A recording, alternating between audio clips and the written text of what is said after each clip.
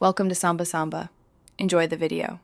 You start by meeting hard requirements, level 45 and Dragon Faction reputation 2 or higher.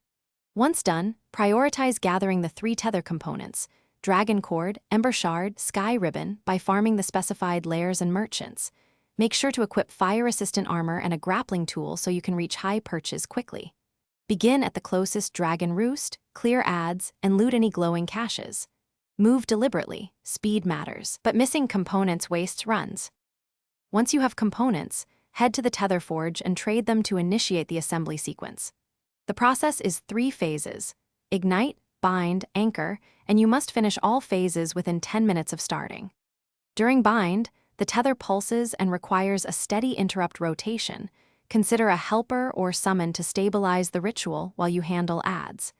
Make sure to keep moving between anchor points so the structure doesn't destabilize. Timing here prevents a full reset. You complete the process by activating the anchor node and immediately testing the tether at half load to confirm integrity.